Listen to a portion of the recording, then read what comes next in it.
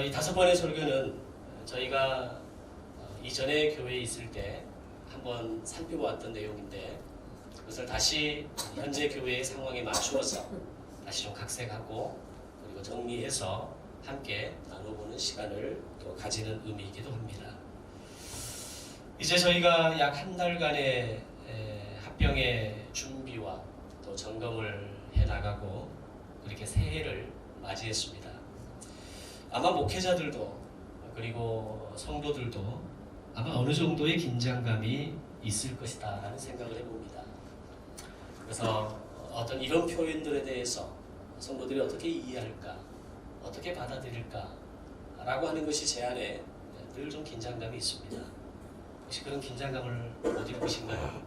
네, 긴장하고 있습니다. 네, 긴장하고 한 분 한 분의 얼굴을 살피기도 하고, 또 제가 또 너무 그런 부분에 대해서 민감하게 또 반응하면 또 안 되니까 조금 더 여유 있게 바라보려고 노력도 하고, 그런 긴장감이 제 안에 있습니다. 아마 우리 김주모 목사님에게도 또 다른 어떤 종류의 긴장감, 또 이 모든 부분들을 기획하시고 생각하시면서 가지셨던 그런 큰 그림의 틀에 이렇게 맞춰져 가고 있는지에 대한 또 그런 긴장감들, 또 생각하지 못했던 여러 가지 변수들에 대한 긴장감들이 목사님에게도 있으리라 생각합니다. 성도들도 아마 마찬가지일 겁니다. 아직 익숙하지 않음과 그리고 조심스러움, 그리고 어떤 부자연스러운 감정들이 아주 조금씩이라도 어느 정도 상황 속에서 또 어떤 그런 어떤 되어져가는 일 과정 속에서 아마 경험하고 있을 것이다 라고 생각합니다. 그리고 어떤 면에서는 그런 어느 정도의 적절한 긴장감 그리고 조심스러움은 분명 필요한 것이기도 합니다. 그렇게 한 걸음 한 발자국 하나씩 하나씩 체크해가면서 우리가 하나 되어져가는 연습을 하고 있는 겁니다. 그렇게 보면 지금 이 시점이 얼마나 중요한지, 그리고 지금의 상황에서 우리가 반드시 점검하고 나아가야 할 것이 뭘까 라는 생각을 늘 해보지 않겠습니까? 아마 목사님께서 주일 낮 예배를 준비하면서도 아마 이것에 대한 고민이 아마 가장 많을 것이고, 저 역시도 주일 오후 시간에 이 예배를 맡아서 전체 그림을 그리면서 어디서부터 어떻게 점검하고 가야 될 것인가에 대한 늘 그런 고민이 있지 않겠습니까? 그래서 지난 김주모 목사님의 설교를 통해서 12월 한 달의 시간 동안 지속적으로 하나됨이 무엇인가에 대한, 우리가 추구해야 될 하나됨이 그 정신이 무엇이고 그 기반이 어떤 것에서부터 출발해야 되는지, 그리고 우리의 마음의 태도와 자세가 어떻게 해야 되는지를 아마 말씀을 통해서 여러 각도에서 설명해 오시려고, 또 말씀을 함께 나누어 오시려고 노력했다라는 생각을 갖습니다. 또 오늘 주일 오전 예배의 설교도 역시 하나됨에 대한, 그리고 우리라고 하는 이 단어를 통해서 하나됨이라고 하는 것이 과연 그것이 무엇인가에 대한 아주 큰 하나의 큰 틀을 다시 한번 제시하는 시간을 경험하기도 했습니다.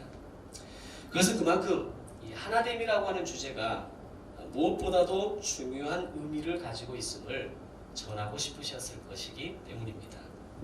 저에게도 비슷한 목적과 의미가 있습니다. 마치 20년, 30년 시간 동안 다른 인생을 살아왔던 한 남자와 한 여자가 사랑이라고 하는 강력한 감정을 가지고 만났음에도 불구하고, 실제로 우리가 살아보면 그런 사랑이라는 감정에서 출발을 하지만, 그러나 서로의 이 차이를 이해하지 못하고 또 이해하지 않으려 함으로 인해서 굉장히 큰 많은 상처와 다양한 종류의 사건들을 가지고, 때로는 그것이 해결되지 못하고 평생을 가슴에 안고 살아가는 경우를 우리는 쉽게 보게 됩니다. 그리고 교회적인 차원에서는 어쩌면 약 각각 16년 그리고 6년의 이 다른 분위기와 환경 속에서 교회를 만들어 왔고 세워왔던 이 두 교회 안에, 그리고 그 안에 있는 성도들이 하나님의 인도하심을 통해서 함께 만나서 새로운 출발을 시작했을지라도, 사실 실제적인 영역에 있어서는 서로의 차이를 이해하고 인정하고 그것을 노력하는 시간이 우리에게 얼마나 필요한 시간인가를 생각해 보게 됩니다. 그래서 새로운 출발을 하면서 목사님의 입장에서 또는 저의 어떤 관점에서 아마 김 목사님께서 어떤 하드웨어적인 그런 큰 틀의 영역을 다루어 오셨다면 저는 아마도 이 시간을 통해서 좀 더 소프트웨어적인 아주 어떤 기술적인 그러면서도 어떤 우리 현실의 삶 가운데에서 우리가 체크해 가야 할 부분들을 나누는 시간에 그런 어떤 양쪽의 어떤 입장 속에서 함께 말씀을 나누어 보는 시간이 되지 않을까라는 생각을 해봅니다.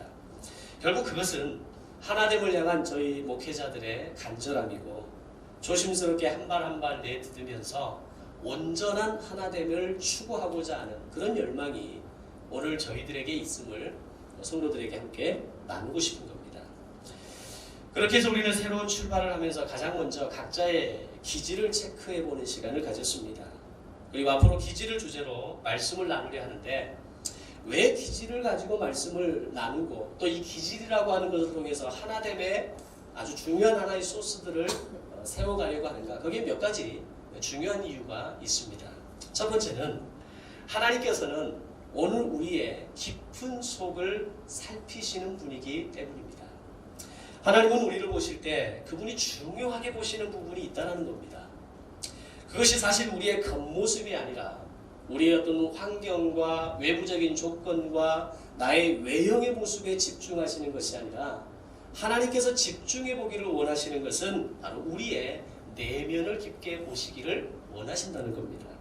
물론 처음에 자연스럽게 보여지고 볼 수 있는 것은 외적인 환경이나 조건과 모습들이지만 실제로 우리가 인간과 인간, 사람과 사람과의 관계 속에 있어서도 관계를 맺어갈 때 처음에는 그런 외형적인 것이 보이지만 하루 이틀 또는 한 주, 두 주 지나다 보면 실제로 그 사람의 내면의 영역이 얼마나 중요한가를 우리는 아주 실감하고 있지 않습니까? 그것처럼 오늘 하나님께서 우리에 대한 관심, 그것은 외적인 영역은 아주 작은 소수의 영역이라고 한다면 실제로 하나님에게 있어서 가장 중요한 영역은 내면의 영역이고 그 사람의 중심의 영역이고 그 사람이 어떤 마음과 어떤 생각과 어떤 하나님에 대한 마음과 태도와 자세를 가지고 있는가, 이것을 하나님은 아주 중요하게 보신다라고 하는 사실입니다. 겉으로는 이제 살 만큼 산 것 같고 또한 배움과 경험이 충분한 것 같지만 사실 어느 한순간에 무너지고 마는 것은 바로 내 안에 또 다른 나의 진짜 모습이 있기 때문이다 라고 우리는 이야기합니다. 그래서 2000년대 한 초반에 아주 유명한 가수가 한 명이 있었죠. 그가 리메이크해서 부른 노래로 유명한 대중가요가 됐지만 원래 어떤 그 노래는 굉장히 유명했던 또한 크리스찬 시인의 고백이었습니다. 그는 이렇게 노래합니다. 내 속에 내가 너무도 많아서 당신의 쉴 곳이 없고 내 속에 헛된 바람들로 당신의 편할 곳 없네. 바람만 불면 그 메마른 가지 서로 부대끼며 먹어대고 바람만 불면 외롭고 또 괴로워. 내 속에 내가 너무도 많아서 당신의 쉴 곳이 없네. 중간중간에 중량한 내용이 있지만 전체적인 의미는 그런 겁니다. 내 안에 나도 모르는 내가 너무 많다는 겁니다. 겉으로는 그럴 때 보이고 겉으로는 점잖아 보이고 겉으로는 사회적인 위치와 지위와 어떤 그 나의 이름을 가지고 있는 것처럼 보이지만 실제로 내 속에서 어떤 상황에 부딪혔을 때 어떤 문제를 경험했을 때 어김없이 올라오는 그 어떤 또 다른 내가 내 안에 있음을 알게 된다는 겁니다. 사실 우리가 신앙생활하면서 우리가 하나님과의 관계 속에 있을 때 하나님 앞에서의 나의 모습을 내면을 숨기고 살아가는 사람이 훨씬 더 많습니다. 겉으로 나는 어느 정도의 신앙인이 된 것처럼 나에게는 나의 인생의 문제가 이제는 그다지 나를 괴롭게 하지 않는 것처럼 이제는 나도 어느 정도 나의 직분에 걸맞는 그런 신앙의 연륜을 가진 사람으로 나도 좀 쓸만한 그리스도인인 것처럼 그렇게 스스로 착각하고 살아간다는 겁니다. 그런데 실제로 하나님 앞에서의 그 나 자신을 들여다보면 수없이 내 안에 올라오는 그 뭔가가 내 안에서 내 마음을 혼란스럽게 하고 정말 세상 앞에서는 부끄러울 정도의 그 연약함이 오늘 우리 안에 있다는 겁니다. 그런데 하나님은 오늘 우리가 그것을 인지하고 못하고 있다 뿐이지 실제로 하나님이 우리에 대한 관심은 바로 거기에 있다는 겁니다. 겉으로 그럴듯해 보이고 겉으로 괜찮아 보이고 겉으로 뭔가 된 것처럼 보이는 그 모습에 관심이 있고 그것에 만족하시고 그것을 기대하시는 하나님이 아니라 오늘 나의 깊은 속을 살피시기를 원하시고 오늘 내 안에 끝없이 그분이 거하기를 내가 거부하고 그분이 거하실 수 없을 정도의 그런 황량하고 황폐한 인생이 되어버리고 마는 그렇게 나를 좌절되게 만드는 것들을 하나님 앞에 정직하게 가지고 나오기를 원하시고 바로 그 부분이 해결되기를 하나님은 원하신다는 겁니다. 사실은 우리가 뭔가 된 것 같고 이제는 할 만한 것 같지만 여전히 내 안에는 죽지 않고 살아있는 또 다른 나로 인해서 스스로 놀라고 스스로 경악하는 한 시인의 마음이 이 가시나무라고 하는 곡을 통해서 표현하고 있는 겁니다. 이것은 사도 바울에게도 마찬가지였습니다. 그가 예수님을 알고 믿음으로 고백한 순간 그는 예수님만으로 충분한 사람이라고 자신을 고백했던 사람입니다. 그리고 이전에 내가 가지고 있었던 그 모든 것들이 나에게는 배설물이고 그 어떤 것도 내가 자랑할 만한 것이 없다라고 그는 고백합니다. 그런데 갑자기 그는 자신 안에 자신도 스스로도 컨트롤할 수 없는 그 뭔가가 내 안에 있다는 것을 고백하기 시작합니다. 그것이 로마서 7장 21절의 말씀입니다. 제가 읽어드리겠습니다. 그러므로 내가 한 법을 깨달았노니 곧 선을 행하기 원하는 나에게 악이 함께 있는 것이로다. 이전에 바울은 스스로가 의인이라고 생각했던 사람입니다. 그 의를 지키기 위해서 엄격한 율법주의자로 살았고 그 의를 지키기 위해서 하나님의 이름을 망령되이 일컫는다고 생각하는 예수와 예수 믿는 사람들을 잡아 죽이고 그들을 미워했던 사람이 사도 바울이었습니다. 그런데 그가 복음을 알고 자신을 보기 시작하면서 자신 안에 가지고 있었던 그 어떤 것, 외형적인 것들이 아무것도 자랑할 것이 없다는 것을 고백하게 되더라는 겁니다. 그런데 놀라운 것은 오늘 그가 예수님을 알고 예수님을 믿음으로 변화되었던 그 변화보다 더 중요한 변화가 있었다는 겁니다. 그래서 로마서 5장에서는 내가 연약할 때에 내가 죄인 되었을 때에 나를 사랑하시고 나를 자녀 삼아주신 그 하나님의 은혜에 감격해서 그 하나님의 이름을 부르며 나아갔던 사도 바울이 로마서 6장에서는 세례로 말미암아 내가 그리스도와 연합하게 되었고 그분의 부활이 나의 부활이고 그분의 영광이 나의 영광이라고 고백했던 바울이 로마서 7장에 가서는 내 안에 악이 함께 있다고 이야기합니다. 그리고 7장 하반절에 가서는 오호라 나는 공고한 사람이로다. 내 안에 그 어떤 선한 것도 발견할 수 없다는 것을 보게 되더라는 겁니다. 그리고 로마서 8장에 가서는 오직 생명의 성령의 법이 나와 함께 하셔야만 오늘 내가 그 생명의 성령의 법이 내 안에 들어오시고 나를 변화시키시고 내 중심 가운데 계셔야만 진짜 내가 그리스도를 만난 것이라는 것을 마침내 깨달아 알게 되더라는 겁니다. 오늘 그리스도인들의 아주 중요한 신앙생활에 있어서 약점, 그러면서 뛰어넘지 못하는 선은 로마서 5장과 6장을 뛰어넘지 못하고 살아가는 사람들이 훨씬 더 많다는 겁니다. 그리스도가 나를 위해 십자가에 죽으셨다는 그 사실 하나만으로, 그래서 그분이 나의 연약함을 나의 죄성을 씻으시고 나를 구원하셨다는 그 한 가지 사실에 만족함으로 살아가는 그리스도인들이 더 많다는 겁니다. 그래서 내가 마치 그리스도인이 된 것처럼 이제는 내가 내 신앙에 뭔가 좀 의를 이룬 것처럼 이제는 나도 교회 다닙니다. 나도 교회 집사입니다. 내가 그래도 이런 사람입니다. 라고 말할 수 있는 그 뭔가를 가지고 살아가는 겨우 5장 6장에서 벗어나지 못하는 신앙생활의 수준이 오늘 우리의 모습이더라는 겁니다. 근데 그렇게 자신만만했던 사도 바울이 내가 공고한 사람이구나. 내 안에 자랑할 것도 없고 죄인 중에 괴수여. 오늘 내 안에 이 연약함이 그리고 내 안에 있는 이 악이 함께 있는 나를 보면서 예수가 나를 위해 십자가에 죽었고 예수의 이름으로 내가 부활의 영광을 얻었고 그 부활의 영광으로 인해서 내가 새 생명이 됐다 함에도 불구하고 여전히 포기되지 못하고 여전히 변화되지 못하는 내가 있다는 것을 사도 바울은 깨닫게 되더라는 겁니다. 이 나의 실체 내면의 깊은 속이 하나님의 마음과 만나게 될 때 그때 로마서 8장의 사도 바울의 고백이 나오는 겁니다. 오직 생명의 성령의 법이 나를 자유케 하는 고백이 오늘 저와 여러분의 고백이 되시기를 바랍니다.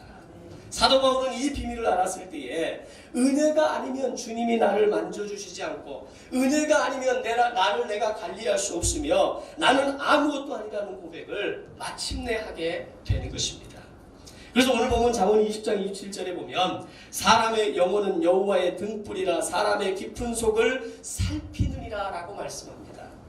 즉 오늘 나의 영혼에 오늘 내 안에 있는 이 깊은 영혼의 나의 이 깊은 속을 여호와의 등불이 성령의 능력이 성령의 은혜가 성령의 기름 부으심이 나를 만지는 작업이 있을 때에야 진짜 그리스도인다운 성화되어져가는 그리스도인의 삶이 오늘 우리 안에 마침내 이루어지게 되는 겁니다. 그것이 오늘 오전에 말씀하셨던 그 말씀의 내용의 한 부분이기도 하는 겁니다. 내가 자랑할 게 뭐냐는 겁니다. 나의 20년 30년의 신앙생활이 우리가 자랑할 수 있는 겁니까? 내가 하나님 앞에 드리는 그 물질의 조금이 내가 자랑할 수 있는 겁니까?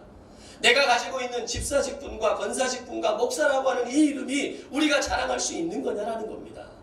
사도 바울은 마침내 이 비밀을 깨달았던 거예요. 나의 이 깊은 속을 살피시고 내 안에 있는 내가 그 자만했던 내 안에 악이 함께 있다는 사실을 깨달았을 때에 생명의 성령의 법이 없으면 이 악이 해결될 수 없음을 깨달았다는 겁니다. 왜 우리가 기질에 대해서 공부하고 마음에 대해서 공부하고 내 안에 삶의 내면의 변화를 고민해야 되는가? 바로 여기에 그 비밀이 있는 겁니다. 외적으로는 열심히 하려고 하면 얼마든지 할 수 있는 겁니다. 성격에 따라 기질에 따라 액티브가 있는 사람들은 행동이 강한 사람들은 그리고 앞장서는 사람들은 굉장히 믿음이 강한 것처럼 보이지만 내면의 변화가 없는 사람은 지속성이 떨어질 수밖에 없는 겁니다. 그 내면의 진실성을 벗어날 수가 없는 겁니다. 결국 하나님께서 우리에게 가지고 계시는 관심의 아주 중요한 영역이 내면의 영역이고 그 내면의 영역의 한 분야가 바로 기질이라고 하는 겁니다. 오늘 이러한 기질에 대해서 연구하는 학자들은 이 깊은 속을 기질로 보는 사람들이 있습니다. 즉 마음의 한 영역이 기질이라는 겁니다. 내 안에 있는 기질은 여전히 내게 익숙한 대로 하고 싶게 만들고 나와 다른 것은 불편하게 여기는 마음을 올라오게 만든다는 겁니다. 그래서 저는 그 인간의 마음속에 있는 이 마음의 한 영역인 기질을 주제로 말씀을 다루면서 내 안에 어떤 기질들이 있고 그것이 일반적으로 어떤 모습으로 튀어나오는지 그리고 그리스도인으로 삶을 살아가는 데 있어서 그 기질이 어떻게 나의 삶을 가로막는지에 대해서 살펴보면서 말씀을 통해 그것을 컨트롤할 수 있는 힘과 지혜를 얻고자 하는 겁니다. 우리가 성격을 이야기하고 기질을 이야기할 때 우리의 기질을 바꿀 수 있는 사람은 없습니다. 자신의 기질을 바꾸어가는 사람, 그것은 불가능합니다. 왜냐하면 그것마저도 하나님이 우리에게 주신 한 선물의 영역이기 때문입니다. 중요한 것은 오늘 성숙한 그리스도인이냐 아니면 여전히 미숙하고 여전히 연약한 그리스도인이냐를 구분하는 아주 중요한 부분이 있는데 그것은 컨트롤할 수 있냐는 겁니다. 내가 조절할 수 있는 힘이 있고 강약과 템포를 조정할 수 있는 그 힘이 나에게 있다면 오늘 내 안에 생명의 성령의 법이 나를 다스리시고 나를 주관하시고 나를 관리하시고 있는 것을 아는 겁니다. 그런데 여전히 내가 하고 싶은 대로 내게 익숙한 대로 내게 불편한 것은 용납이 안 되고 내게 있어서 갑자기 변하는 나를 힘들게 하는 것으로만 생각한다면 오늘 그것은 컨트롤할 수 있는 힘이 약한 겁니다. 따라서 오늘 우리가 이 기질을 통해서 살펴보고자 하는 것은 오늘 내 안에 있는 나의 깊은 속을 살피시는 그분이 바로 하나님이시기 때문입니다. 두 번째로 기질을 주제로 말씀을 전하는 두 번째 이유는 그렇게 중요한 부분임에도 불구하고 정작 사람들은 그런 자신을 잘 모른다는 겁니다. 대부분의 사람들이 착각하는 것이 있는데 실제로 자신은 자기를 누구보다 잘 알고 있다고 생각하고 살아갑니다. 그래서 자기에 대해서 많은 이야기를 나열하지만 사실은 자신도 자기를 모르고 살아가는 사람들이 훨씬 더 많다는 겁니다. 그래서 진짜 자기를 들여다보고는 사는 사람이 없다는 거죠. 매일 아침 그리고 하루의 일과 중에서 어김없이 거울을 바라보고 살아가기는 하지만 진짜 자기를 들여다보고 살아가는 사람은 굉장히 드물다라는 겁니다. 그에 따른 대표적인 현상이 바로 자존감의 상실입니다. 왜 사람들의 자존감이 무너지느냐?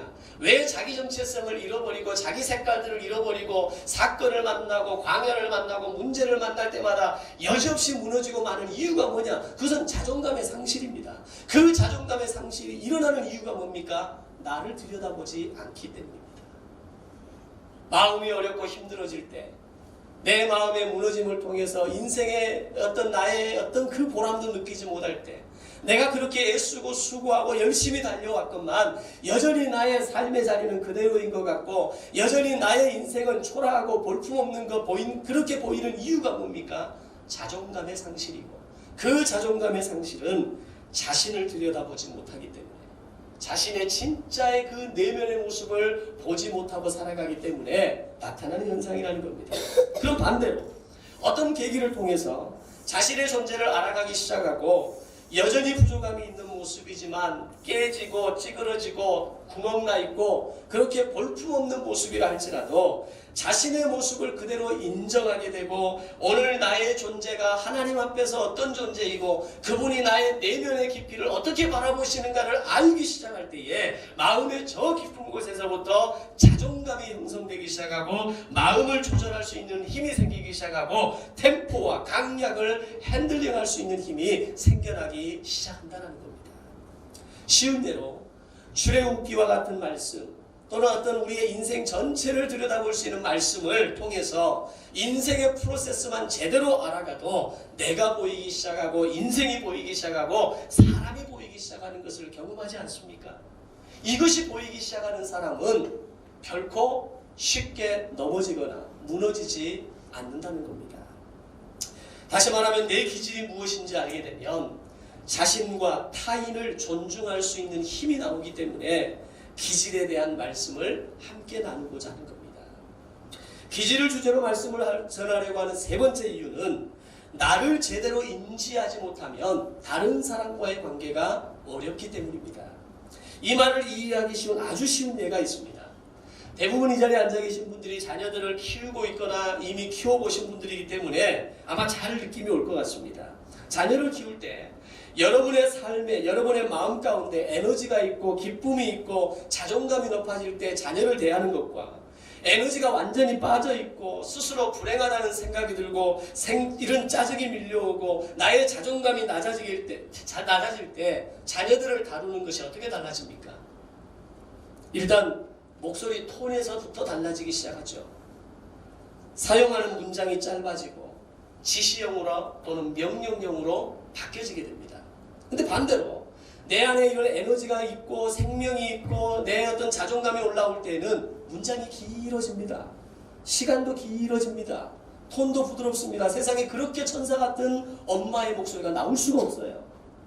그런데 에너지가 빠져나가고 자존감이 무너지고 나의 내면의 질서가 무너지기 시작하면 자녀를 죽이는 말들이 나오기 시작하고 무시하고 잘라먹고 그 자녀의 행동에 대해서 일방적인 어떤 단어와 문장밖에 나올 수 없는 겁니다. 안 그런 척 하지 마시고요. 우리 그러고 살아왔잖아요. 그렇게 자녀들을 키워왔잖아요. 근데 뒤돌아서 돌아보니까 그것이 나의 내면의 연약함이었다는 거죠. 내 안에 이 연약함이, 이 내면의 연약함이 생명으로 다루어야 하고 사랑으로 배워야 하고 사랑으로 끝까지 품어야 할 존재에도 불구하고 내 힘이 부족하니까 내 안에 이 내면의 능력이 부족하니까 우리는 타인과의 관계를 실패하고 말았던 겁니다. 왜 그렇습니까? 나를 제대로 인지하지 못하기 때문입니다. 그러면 다른 사람과의 관계가 어려워지는 겁니다. 사람이 혼자 사는 존재라면 아무 문제가 없겠죠. 내가 하고 싶은 대로 하고 살면 그만입니다. 내가 하고 싶은 만큼만 하고 살아도 전혀 문제가 되지 않습니다. 요즘 사회문화 코드 가운데 유행하는 단어들이 있죠. 혼술, 혼밥, 혼잠, 혼놀, 혼클. 혼놀, 혼클 뭔지 아세요? 혼놀, 혼자 놀이동산 가는 겁니다. 혼클, 혼자 클럽 가는 거예요. 뭔 재미로 가는지 모르겠는데 놀이동산은 그런 거 아닙니까? 한 몇 명이 같이 무대기로 몰려다니면서 소리 지르면서 그 무서운 것 할 때 그 엄청난 이 비명과 소리를 지를 때 거기에서 어떤 쾌감이 또 올라오는 거잖아요. 근데 오늘 이 땅에 있는 사람들이 혼자 있기를 원하고 혼자 즐기기를 원하고 혼자 누리기를 원한다는 겁니다. 이런 단어의 종류가 늘어나고 즐기는 사람들이 늘어나는 이유가 뭐라고 생각하십니까? 딱 이유는 한 가지입니다. 그게 편하기 때문입니다. 신경 안 써도 되고 내 마음대로 해도 되고 눈치 안 봐도 되고 그냥 내가 하고 싶은 대로 하면 그냥 내 삶이 편하기 때문에 그런 겁니다. 신경 안 써도 되고 불편하지 않기 때문에. 그런데 문제는 이런 사회의 문화와는 다르게 신앙은 함께하는 것이고 교회는 유기적 공동체라고 하는 겁니다. 어떤 그 저자가 이런 얘기를 합니다.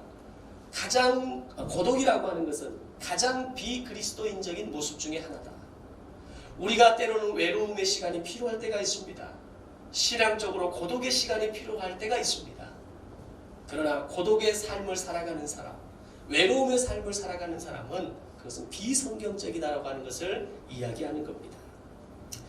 요즘 현대인들이 좋아하는 유형의 교회가 있는데 그 중에 한 교회가 나를 건드리지 않는 교회입니다. 예배를 나와도 물어보지 않는 교회를 선호한다고 합니다. 어디서 오셨습니까? 어디 사십니까? 이름은 어떻게 되십니까? 직업은 어떻게 되십니까? 물어보는 걸 원하지 않아요.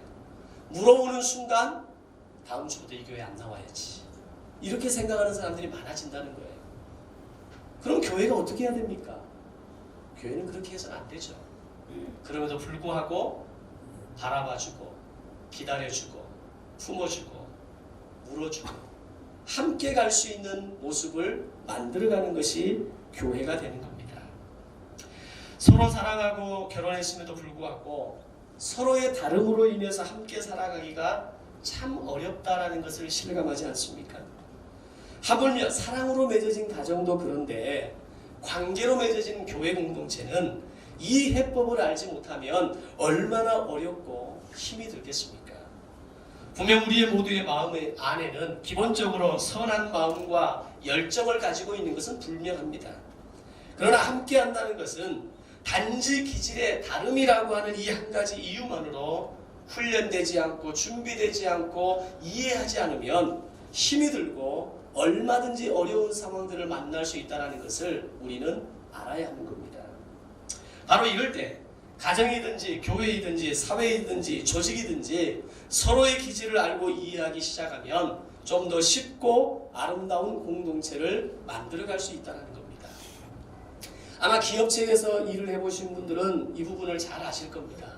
사회조직 안에서도 이 디스크라고 하는 또는 기질이라고 하는 것을 통해서 나를 이해하고 다른 사람들을 이해하는 이런 훈련의 과정이 굉장히 많이 있다는 것을 알고 계실 겁니다. 왜 그러겠습니까?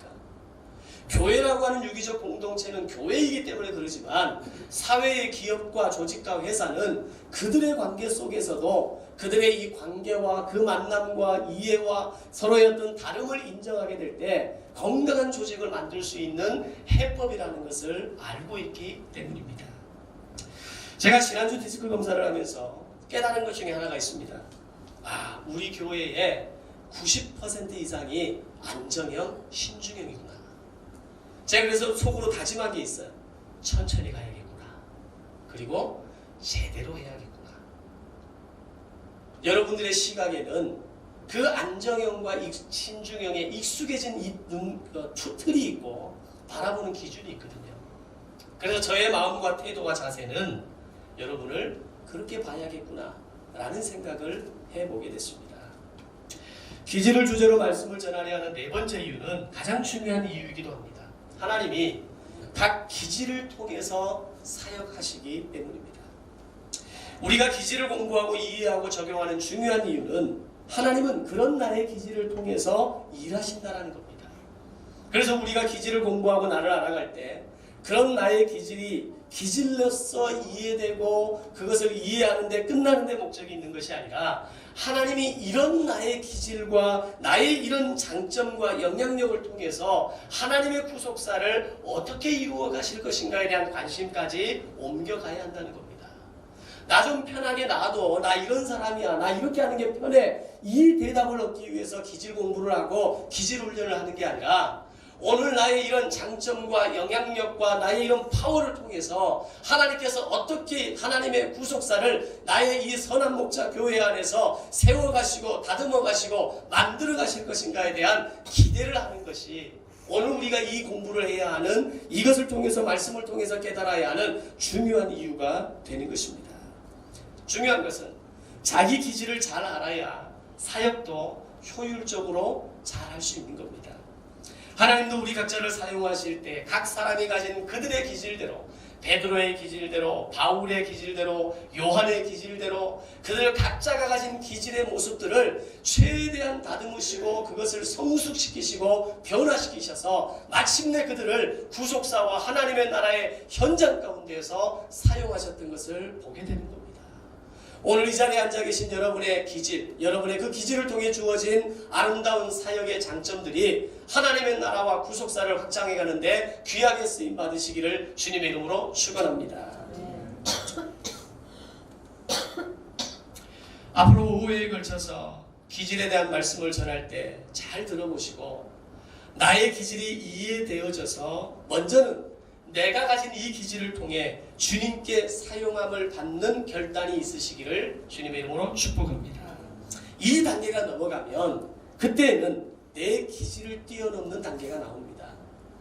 항상 기질에 묶여서 살아가는 것이 아니라 극복이 되고 이해가 되고 도전이 되고 나는 천천히 살아가는 사람이고 나는 완벽하게 살아야 하는 사람이고 나는 주도적으로 열심히 살아야 하는 사람이고 나는 재미있게 살아야 하는 사람이고 이 틀에서 하나씩 한 단계씩 뛰어넘는 연습을 하기 시작하는 겁니다. 이걸 세상적인 표현으로는 안전지대를 넘어간다라고 하는 표현을 사용합니다. 수많은 사람들이 그들의 인생에 있어서 변혁적인 삶을 살아가지 못하는 이유는 자신의 삶의 안전지대를 뛰어넘지 못하기 때문입니다. 이것이 나에게 익숙한 것이고 이것이 나에게 꼭 맞는 옷이고 이것만 건드리지 않으면 내가 신앙생활을 하겠다라고 말하는 그걸 뛰어넘을 때 진짜 그를 통해서 이루어 가시기를 원하시는 하나님의 나라가 확장되어지게 될 것입니다. 어느새 내가 가진 기질의 약점들을 컨트롤하기 시작하고 나에게 익숙하지 않은 기질의 영역들이 조금씩 편하게 다가오는 것을 느끼시게 될 겁니다. 이것이 성화입니다. 이것이 기질의 관점에서 바라보는 성화가 되는 겁니다. 오늘 여러분 안에 이런 성숙과 성화의 변화가 조금씩 일어나시기를 주님의 이름으로 축복합니다. 기질을 주제로 말씀을 전하려 하는 다섯 번째 이유, 사실 교회를 시작하고 세워가면서 우리에게 가장 힘든 게 여러분 뭐라고 생각하십니까? 성도들이 교회를 떠날 때 그 교회를 떠나서 내가 이제는 좀 나가고 싶다, 다른 교회로 가고 싶다, 내지는 어떤 이야기를 할 때 사실 그들이 하나님이 싫어서 교회를 떠나는 사람은 거의 없습니다.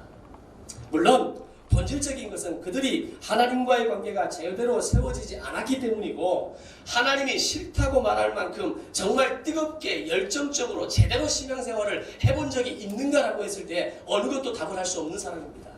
그럼에도 불구하고 실제로 많은 성도들이 교회를 떠나는 중요한 이유는 목회자와 교인들의 관계, 교인과 교인들의 관계, 이 관계가 너무 어렵고 힘이 들기 때문에 떠난다는 겁니다.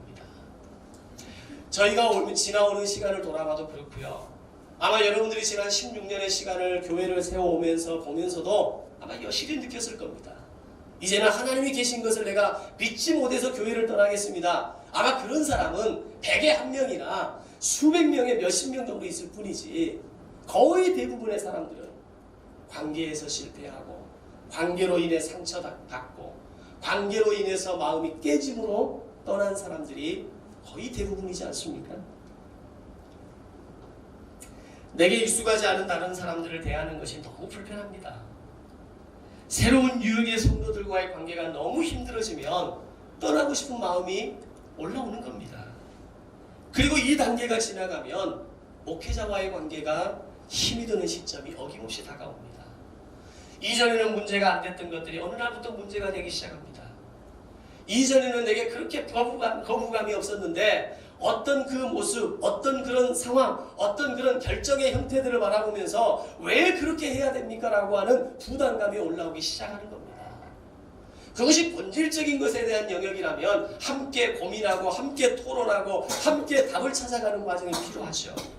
그러나 거의 대부분의 문제들이 본질과 정답에 대한 문제가 아니라 다름의 영역을 인정하지 않음으로 인해서 목회자와의 관계가 어렵고 성도와 성도 간의 관계가 어려워지는 경우가 더 많다는 겁니다. 적어도 제가 바라보는 관점에서는 더 그랬던 것 같습니다. 어떤 특별한 경우를 제외하고 대부분의 많은 그리스도인들, 대부분의 많은 경우들이 이것은 누가 잘하고 잘못함으로 인해서 힘들게 되어진 것이 아니더라는 겁니다. 서로가 다르기 때문이고 나와 다른 기질의 사람을 잘 이해하지 못하고 나의 기준에 의해서 그의 행동을 판단하고 불편하게 생각하기 때문에 불편해지기 시작하는 겁니다. 그래서 기질을 이해할 때 중요한 구호가 하나 있습니다. 한번 같이 한번 따라서 해볼까요?